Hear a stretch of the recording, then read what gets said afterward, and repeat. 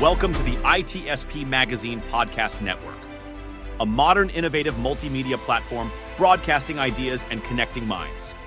You are about to listen to the Cognition Podcast, a show that looks at humanity's role in the rapidly changing world of science and technology, with your hosts, Hutch and Len.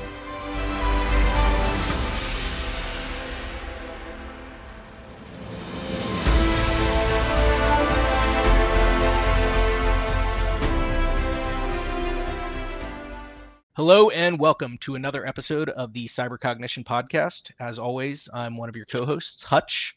I'm an innovation principal at Trace3 and the author of The Language of Deception, Weaponizing Next Generation AI. And I am Len No, technical evangelist for CyberArk software and author of the upcoming book, Human Hacked, My Life and Lessons as the World's First Augmented Ethical Hacker. So it's been a bit, sorry about that. Yep, life gets in the way sometimes. I think we both had to postpone a couple of recordings here, so it has been a minute since we've recorded, but definitely excited to be back into it. A lot has happened since we last met. So we have a number of different news articles that we are going to discuss today. We're going to talk about some more OpenAI drama, because that always seems to be a hot topic. The first AI beauty pageant. We're going to talk about Microsoft recalling its new recall capability, and then also talk about a number of different news articles that went out talking about a new head transplant technology. So we'll cover each of those, and then after we talk about the news section, we are going to jump into a very topical discussion, which is election security in the digital era. Now, before we get to that, we are not going to be talking about candidates, parties, or politics. So before everybody wants to start spamming us that, we're picking a side, our side is security. Yep, absolutely. Completely agree. All right. Well, with that, let's go ahead and jump into the news. And as I mentioned, the first one is related to the most recent OpenAI drama. And this was an interesting one because we actually talked about this on our last episode. In our last episode, OpenAI had just released the announcements for their new GPT-4o or 4 Omni model. And specifically, some of the video demos contained its new voice capability.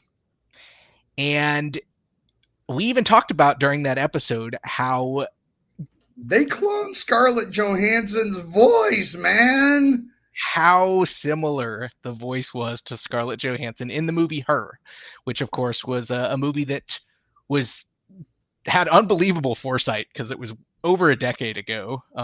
Joaquin Phoenix, Scarlett Johansson did the voice of this AI, and the likeness to what was presented in that movie to now what we're seeing a decade later is uncanny. And I think there's some of that is probably incredible foresight, but another side of that is, like you said, probably inspiration from the movie itself. How can it not be? Well, you with all due respect, and I know I'm jumping into your segment and you're Mr. AI guy. I've seen that image that they supposedly the ultimate generic image of like all the faces out there. I don't think if you did the same kind of a pool against a voice, I don't think that's what we would have got back. No, there's choice in this. Well, what's interesting is I have heard a few people refer to this as the new blue dress phenomenon. And the reason that I say that, for anybody that doesn't remember, there was a few years ago, there was this viral image that was going around the internet, and some people swore that it was a blue dress and others swore that it was a gold dress. And it just, there wasn't, I saw some attempts at scientific explanations as to why people would see it differently, but you just saw it the way you saw it. And with this, there are a number of people like me that I listen to that voice, and to me it is identical to Scarlett Johansson's voice. But there are other people that have listened to it and will listen to the voices side by side and say, no, it's nothing like her. It doesn't sound even remotely like her, which is crazy to me because I can't hear anybody else when I listen to it. Neither can I. And I just find it interesting. And even with the concepts of legal stuff, the amount of publicity that OpenAI is getting just off of this is worth more than they would have ever been able to spend in a marketing budget. That is probably true. Now, of course, the update on this, since we talked about how it sounded like Scarlett Johansson before, is now kind of the legal troubles. Scarlett Johansson now has a legal team that is pursuing legal action against OpenAI, and some interesting things have come out in light of that. And one of those was that, of course, people kind of looked back at some of the tweets that Sam Altman himself had made.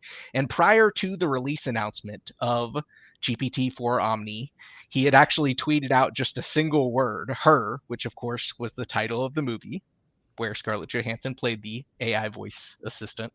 And then also, it turns out that on multiple occasions, Scarlett Johansson was approached by OpenAI and even directly by Sam Altman to be the voice of this system, and had declined and told them that she didn't want to do it for personal reasons. And what's interesting is I did a little bit of looking back at kind of Scarlett Johansson's relationship, so to speak, with AI, and she has been a staunch advocate against deep fake simulations of people, and herself has been a victim of a number of adult deep fake videos and stuff like that. So I don't know to what extent that played a role in her decision, but she did unequivocally tell them, I do not want to be the voice of this thing. And then they rolled it out, and now we'll see what happens. It definitely seems like it's her. But so yeah, some interesting legal issues going on. I have seen some interesting feedback from some independent journalists that have looked into some of the documentation from OpenAI, and it does show that they did, one, use a separate actor that was not her, so it wasn't trained explicitly on, at least from what I've seen, trained specifically on her. And then the next question is, well, did they deliberately try to find somebody that sounded just like her? And at least according to what they looked at, it said that nothing about the job description or the screening process ever said sounds like Scarlett Johansson. So it'll be interesting to see how this plays out, if it lands them some trouble. But to your point, Len, this is probably just getting even more attention to their product. So they, at the end of the day, they probably still win. Even if you lose, you win if you're OpenAI in this situation. Yep, for sure. So this one I heard about, and actually I completely lost my mind over this. So the world's first AI beauty pageant. And just like with every normal beauty pageant, there are social media profiles created. There are Instagram accounts, there are pictures being pushed, and these are now being looked at as potential digital sponsors for products moving forward. And the thing, I was listening to an article, a newscast on this, and the one thing that just completely blew my mind, and it hadn't even occurred to me until, one of the guests started speaking on it, is they went with the traditional beauty pageant view of what a beauty pageant contestant should look like. It was female, one head, two arms, two legs. It was, imagine just walking into the Miss Universe or the Miss USA or Miss whatever country, and they're up there doing their walks in the gowns and the bathing suits and, all of that. Each one of these artificial intelligent contestants had their own charities. It was like watching a regular beauty pageant. And the one thing that came out of it, the comments that really made me start to think, was, why did we go with the traditional sense? This is an AI beauty pageant. Why didn't we have a robot? Why didn't we have, a humanoid looking person or entity? Maybe it has two heads, maybe it has 5 arms. This is now in the realms of anything is possible, but we still stuck to what we perceive. And it almost made me think back to the episode we did a couple of times ago, where is this where we're looking at the uncanny valley in a different perspective. Even though we have the opportunity to do anything we want, it's artificial intelligence, it's fake. We all know it's fake. We can't bring ourselves to really step off of the traditional human concept of what we're supposed to be. Yeah, I think a couple things when I think of that. One, I feel like humanities has a very myopic perspective of what beauty is. It's perfect symmetry. It's I think that we are unfortunately, and I think probably some of that is culturally instilled too. But the other thing is that fascinated me, and Lynn, you pointed this out to me, that this pageant ranked not just on beauty but also on level of engagement. And so to me, what's fascinating about that, one, I think that itself does kind of incentivize traditional beauty standards. You're going to try to create something that's going to appeal to the masses. But two, and I think even more fascinating, is that unlike traditional beauty pageants, this in a way seems to be incentivizing deception.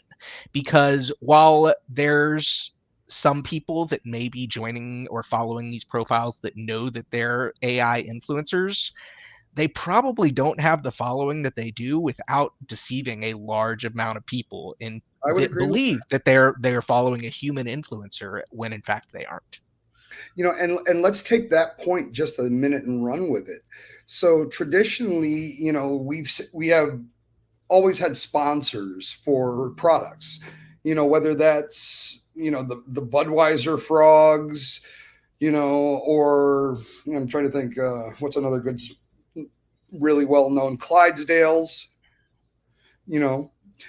what these have always been either real actors or some type of copyrightable, animation in terms of like the Budweiser frogs. But I want to key on what you said in terms of deception. I'm actually questioning if the actual purposes behind this AI beauty pageant is not to actually just try and create brand awareness and some type of spokesperson that you don't have to pay. Yeah, I think that's very possible. I think that there is definitely, and I'm not sure if, so I think one of the challenges is, at least with as much as I've played with some of the technology around this, is it's really tough to get consistency. So you can very easily create something that looks like a single person via a lot of the deepfake photograph generating technology now, but it's really hard to generate multiple photos that look like the exact same person and get consistency across the board when using generative AI. And I think that that probably will become easier. And I think as that does, we're likely going to get to the point where many companies probably will move away from human influencers in order to drive sales to their product. And probably, I mean, this seems like almost unquestionably is going to ultimately be the cheaper option.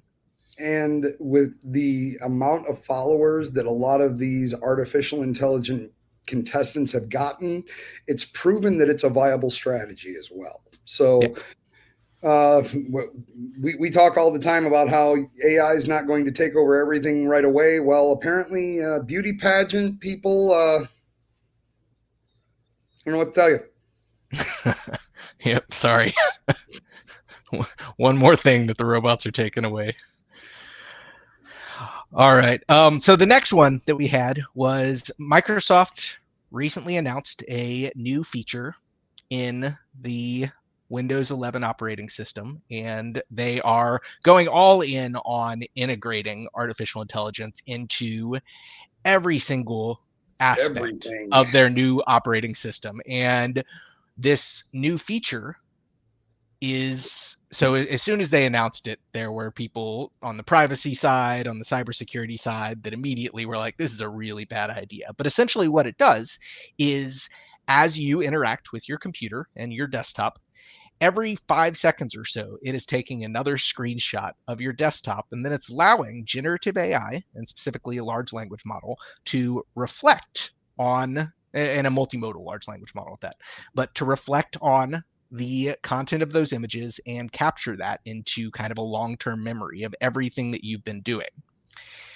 And so you now are essentially everything that you ever do on your computer. If you ever access anything sensitive, if you ever, I mean, even for myself, I have decent security hygiene. I use a password manager, but there are certain places where I actually, if I'm moving that password from one place to another, I sometimes have to actually show that password on the screen. At that point, your password is captured. It's now hiding in a screenshot or possibly even in a summary that was captured through the reflection of that AI onto that image. And so I think Microsoft, I think we need to petition to get the name of this changed. I don't think it should be called Recall. I think this should be called Windows 11 Big Brother. it is. Yeah, I think that is a more fitting name. Now, I will say, Microsoft did listen.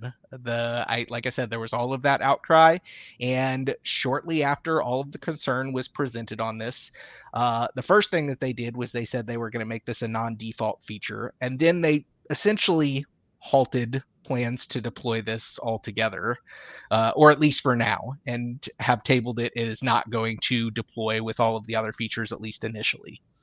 And so there at least was, I think, a level of transparency of what they were doing here, so we can give Microsoft credit for that. And of course, when people cried foul and said, this is a really bad idea, and I don't want this level of visibility. Overreach. Yep. That they did pump the brakes, which is nice to see for a change. Well, let's call it for what it is. It's unusual. And I have to argue one point where you were like, yeah, it's going away. No, it's only going away temporarily. They will find a way to try and shoehorn this thing in there somehow, some way. But from the offensive security professional in me just goes, ooh. So, I don't know if you know the answer to this question, because I wasn't able to find it. Where is it storing all of this collected data? Is it local? Are we going to store it in the cloud? Is it hybrid? Is it something that somebody like me might be able to get my hands on? So somebody that was playing with one of the early versions of it did already develop a tool for scraping this data out. Wow! What a concept! I don't recall. And of course, this is, and I think this is why cybersecurity professionals are like, this is a bad idea. Is oftentimes some of the best places to gather information on a compromised system. It's not the file system. It is it's your browser. It's things that you're storing in there. It is stuff that you're storing in application data, and of course, system level information too. I don't recall if it was a privileged part of the file system or not, but regardless, I mean, systems are going to get compromised, and this is going to be retrievable. And the other thing that scares me about this is, okay, let's pretend for just a minute that they're utilizing some type of Azure service, and it's all going back to them some way, somehow. This is, I'm not trying to totally pick on Microsoft, but well, it's so easy. This is the same company that forgot to update their own certificate on their own website. That is one. And there is a reason that we have every Patch Tuesday. Yep. So something to look forward to. Because like you said, I'm sure this is going to pop up again at some point. And the truth is that there is a lot of really good use cases. It's just, what are we willing to give up for those use cases? Because I mean, don't get me wrong, it would be cool to, I have brain farts all the time where I'm like, where did I do the thing that, and I may have some context of what I was doing, but I don't remember the specific details. Something like this, you could just ask the question and potentially, search and retrieval has been difficult for generative AI, but potentially it would find exactly what you were trying to think of. And so that's neat. But am I really willing to let something have access to every single moment of my computer interactions and record all of that? If it was something that I was in control of, I knew where it was, and I was responsible for the security, like if it was my own private system, maybe. I definitely would give it more consideration than what I would give this. But, for me, it's not about the access to the data. It's who owns it. How are they going to use it? And the last thing I'll put on this is, even though we have EULAs and all of that, I can't help just but wonder, even how, with the amount of data required for artificial intelligence and model learning and things, I just feel like everything that we do, everything we say, everything we type, regardless of how mundane at this point, is now valuable to some model somewhere. It is, which is an unfortunate incentive to have, because it means that somebody's going to be sucking it up at every single corner.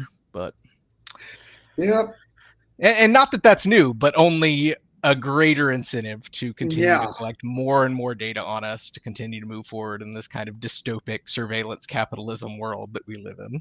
But go AI. Yep, for sure.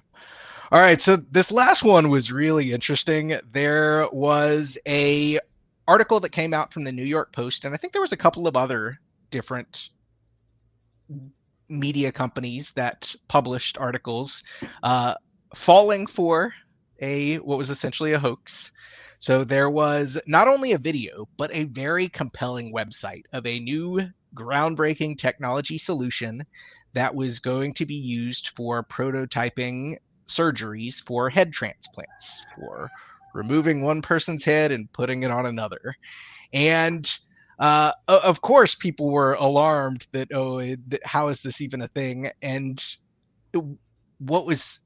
I think a couple things were fascinating about this. One was that a lot of people believed it. And I wouldn't even say that it's necessarily their fault, because the website was extremely convincing. And I do think that new AI capabilities are making it easier and easier to build increasingly believable hoaxes like this. So I have no doubt that there was some likely level of investment from generative AI to try to build this out. But also what was interesting was the way that this was found out was the YouTube video that was linked to by the fake company website was actually the same YouTube channel that had previously done another hoax video on a company called Ectolife, which was basically these technology wombs for growing humans. And so that was how we figured out that it was fake. A couple different journalists came after New York Post and were like, no, this is not real.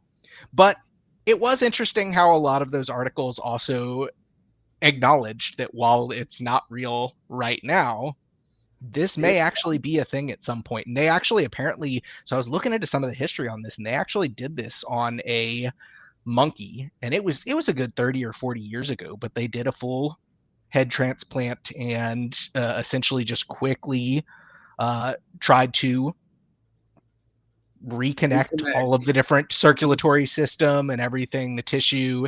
And again, this was 30 or 40 years ago, so probably very crude techniques, very tools that don't have near the precision that we have now. And apparently the monkey was alive and maintained consciousness for almost a full day before it passed away. So I think that alone shows that this technology may be conceivably possible at some point, but we're not there yet. And it is amusing to see what's almost like a massive orchestrated deep fake hoax around this. And the question that begs is, as you said, there was a lot of effort put into this. What was the end game? That was the one question that I wanted to know. If you just want to put out some kind of a fake, thing, and you want to try and, I don't know, get the New York Post to look like a fool, so be it. Yeah. But there's no gain in that. We work in cybersecurity, so there's always got to be a reward. Where is the reward behind all of the effort that was put into the video, the website, the whole story? Where is it, and what is it? Yeah, the only thing we really have to go off of is same YouTube channel as the Ectolife. I would say possibly just trolling. There definitely is kind of some satisfaction that people get out of just making a fool of other people. And I'm good with that. And there's been some pretty elaborate trolling efforts. So this may just be that. I can't personally see any other end game here. Doesn't mean there isn't one, but No, yeah, and I love the video, the arms with the hands. yeah, You it know, was. it's I like mean, it looked exciting. Like it was. And honestly, when I first saw it, I didn't realize it was fake. So I was like, neither did whoa, I. And as a transhuman, I'm going, ooh, we can do heads now. Does that mean I can, put my big head on a much more svelte? You get that cybernetic body. Yeah, I want muscles and a six pack. There you go. turn back time. I like it. Yeah, and that bad knee. Don't need a knee replacement. Just give me a replacement from everything from the neck down. There you go. The future. All right. Oh. Well, with that, like I said, a lot has happened. Interesting discussion on the news. But another interesting thing that is coming up in the near future is later this year in November, we have a presidential election. Yep. And that begs the question of, I think increasingly, each election, we see more and more attempts at digital tampering. We see, and just the potential exposure of cyber attacks. But I think even more so this year is this is our first presidential election cycle in the United States that is in the era of generative AI.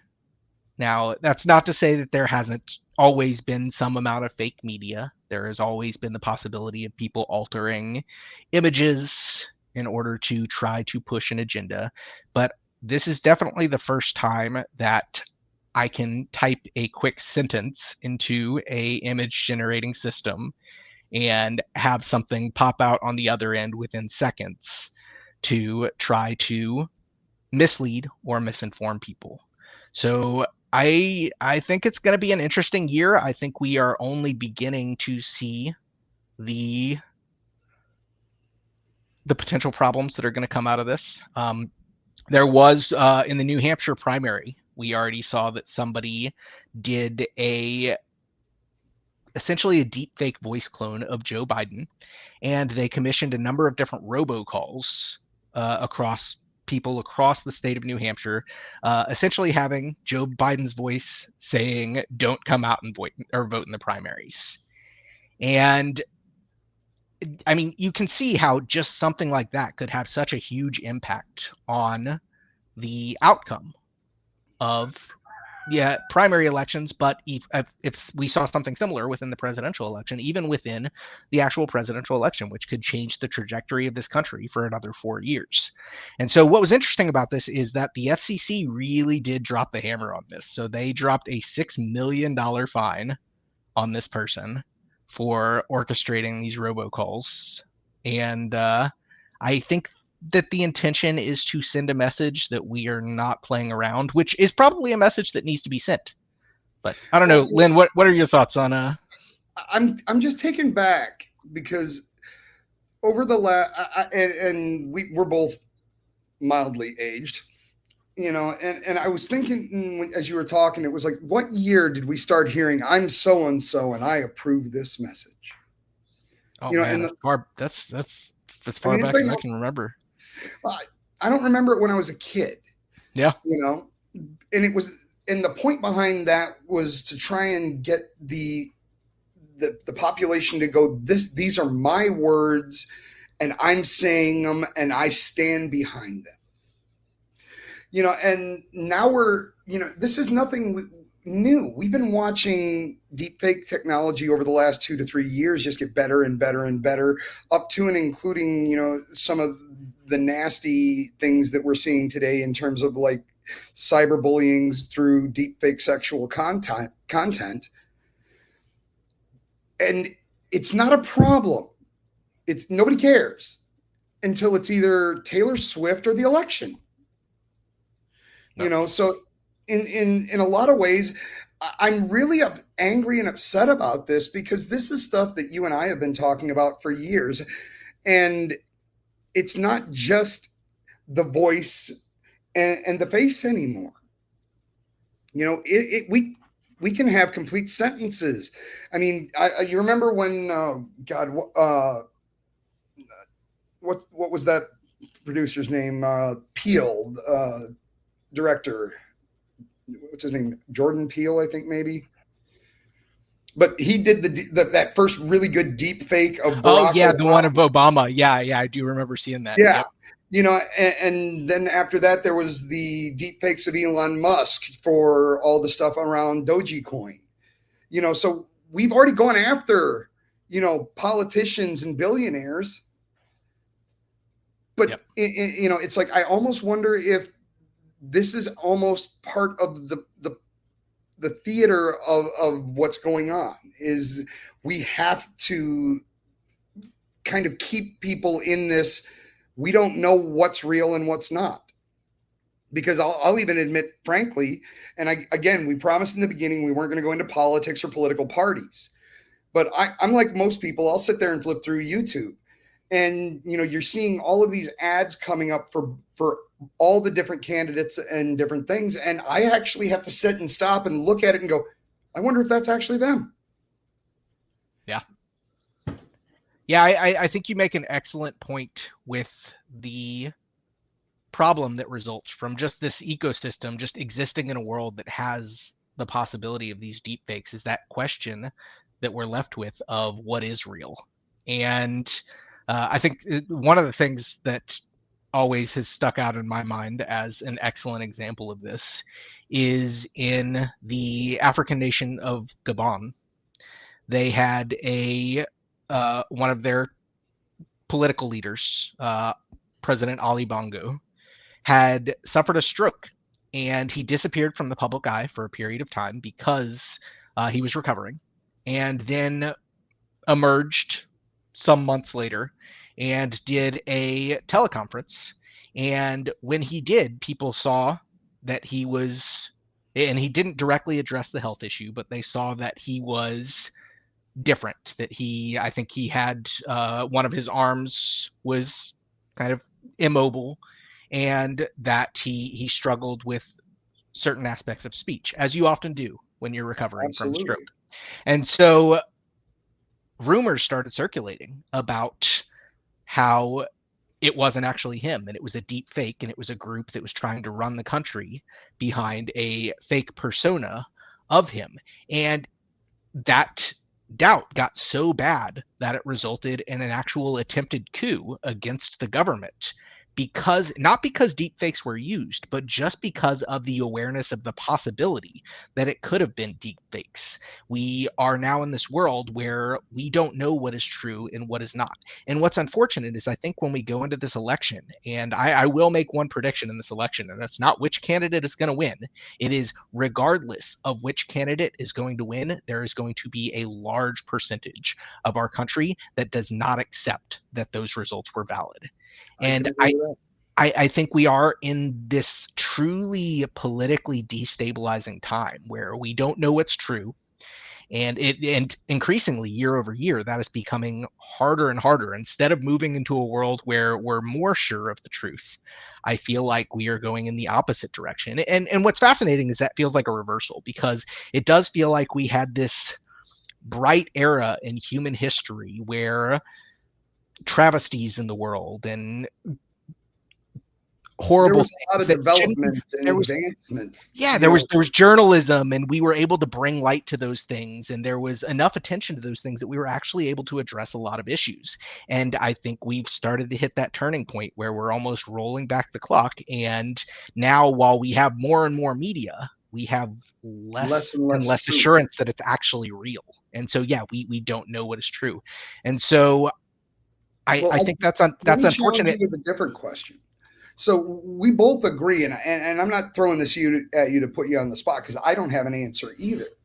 But given the fact that we can no longer believe what we see with our own eyes and we hear with our own ears, what can we do?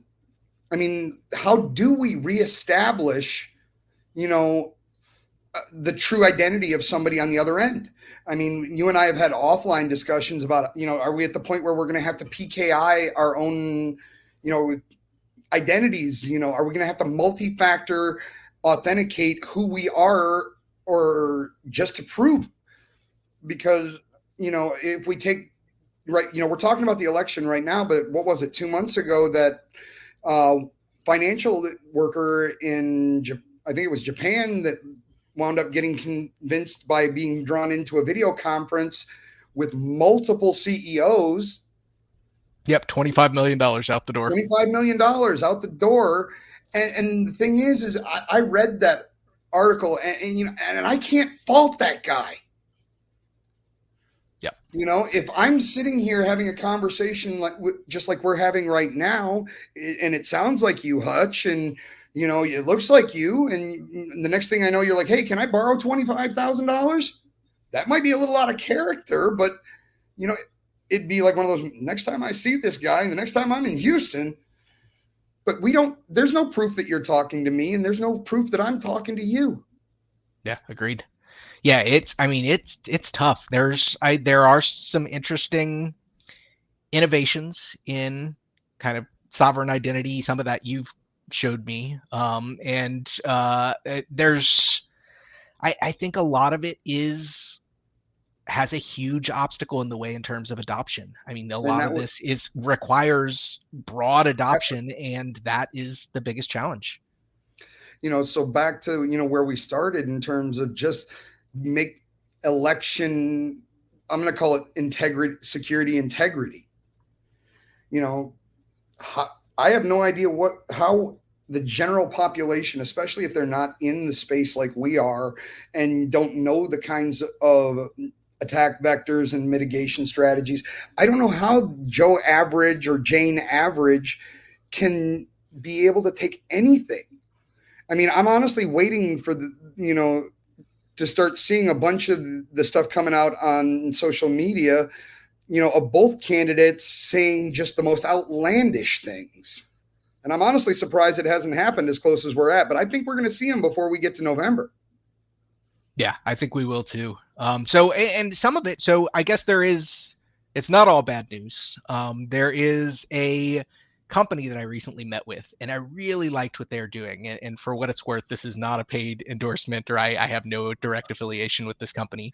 But the company is Doppel, and they are a digital identity and brand protection company. But one of the things that they specialize in is deep fakes.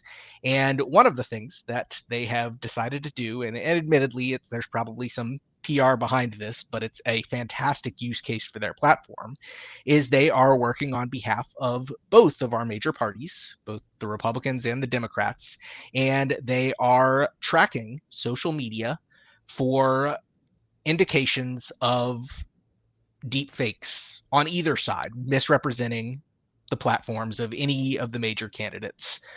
What was fascinating was in this conversation with them, they pointed out really the level of complexity involved in scraping social media and the internet to identify real deep fakes because of how much context is required for that. Because first of all, you have to understand what's in the video,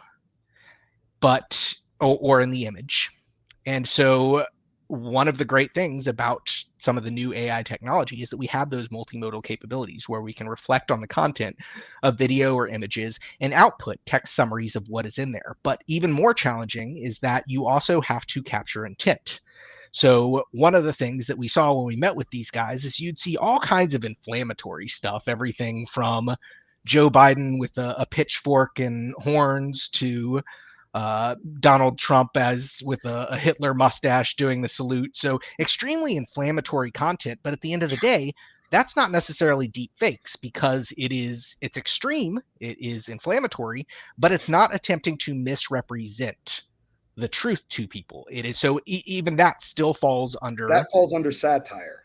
Yep, satire. That's still considered free speech, and in a lot of cases, it doesn't violate the terms of use for the particular platforms that those are being posted on. And so they really had to build a technology out that not only is able to understand media that's being posted, but reflect on the intent of that media. Is it coming from an account that looks like or is attempting to present itself as that actual candidate? Is the content and the way that it's presented actually done in such a way as to influence somebody to believe that something happened that actually didn't? And that is extremely challenging. And then, of course, you also have the contextual analysis of what platform is it on and cross-referencing that against their terms of use. So there's so much depth to doing this identification of deep fakes. And this is just for the one use case of this upcoming election. So I guess the bad news here is that this is an astronomical challenge, especially when you scale it beyond the election. But even just for the election, this is a huge undertaking. But the good side is that we do have innovative people that are coming up with creative new ways to try to at least apply this technology, which itself is largely kind of the cause of the problem. But if we're going to have the technology anyways, why not use it for the defender side as well and use it to help identify and potentially take down some of this misinformation? And the truth is, we've only been talking up to this point about deep fakes and the potential for deception and misrepresentation of information. We haven't even gotten into the concept of hardware vulnerabilities within the actual voting machines themselves.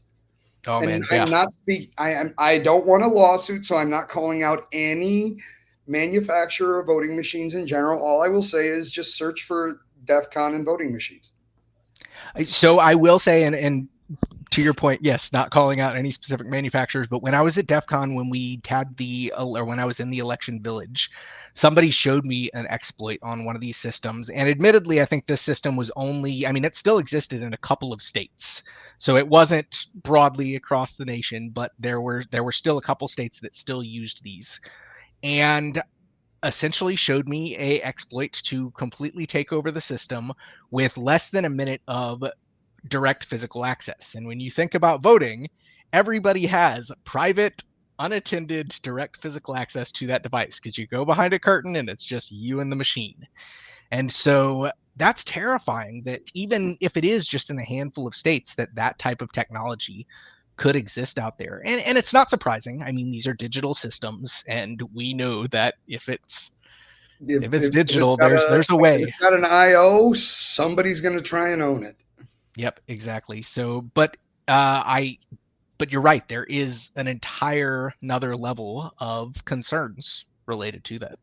So, I think we need to do the best we can, but I'm going to just close out my thoughts on this right here with what you said earlier. I don't think it's going to matter who wins. I think a very large percentage, at least 80% or more, will not believe the results. And that in and of itself poses a much bigger challenge to this country. I agree. Yeah. And I believe in the American experiment. So nothing about what I'm saying here is intended to try to cast doubt on agreed. results. I think that's an unfortunate consequence of where we're at with technology. And not only technology, but how it's being implemented and the lack of any type of validation or transparency for the end users, in that case, end user being citizen. All right. Well, any final words, Lynn? Buckle up. I think it's going to be a bumpy ride. Yep. November is not far away. But yeah, I mean, I guess the one thing that I would leave you with is be vigilant. Not everything you see is going to be real. Do whatever you can from a personal perspective to validate what you see before you get upset, before you get angry, regardless of whether it speaks to what you already believe or not. And especially before you retweet, repost, think before you amplify. Think before you amplify. Do the research. Like you said, I will check before I will actually put something on any of my feeds. I've checked it through at least 4 different validating websites, and not all of them are in the United States. Yep. Yeah, it's good to, and that's unfortunate that all of us have to be investigative journalists at this point. But I think that really is the bar that we should have whenever we are looking into stuff, and especially to your point, if we are sharing or trying to influence others with that information. All right. Well, it is going to be an adventure. Well, with that, I think we are done here. So as always, it was a pleasure, and Cyber Cognition, over and out. Peace.